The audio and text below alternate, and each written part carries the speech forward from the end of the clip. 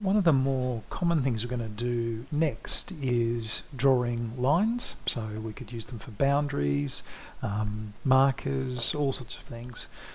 Fundamentally in QGIS there's points, so dots, there's lines, and there's polygons, shapes. So I'm going to use a line here to show the boundary.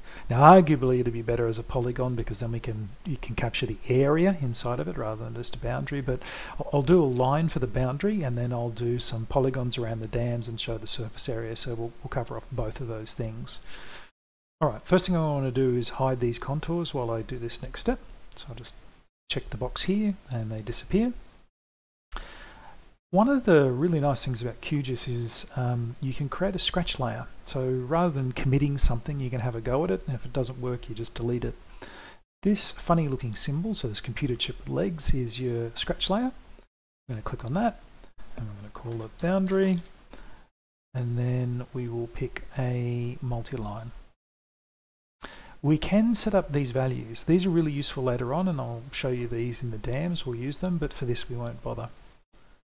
Alright, next step here is this pencil is your edit mode, and this thing here allows you to add a line. So we've got to click on that, and let's draw a boundary. So we'll just do it roughly. We'll click around and then I'll show you an edit afterwards. So super quick edits. And you right click to end the boundary, and so we've got a really rough shape here. Not fantastic, but you know, it's in.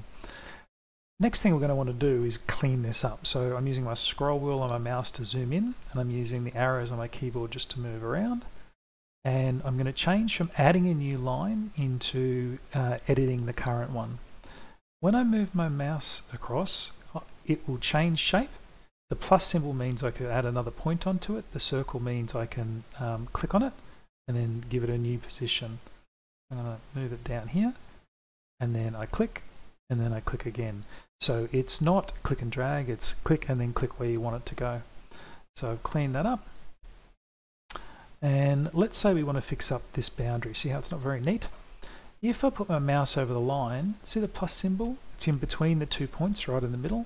I click on that plus symbol, and then I click again where I want it to go to, and again click here, and again where I want it to go to, and that's cleaned up that boundary. It's not too bad.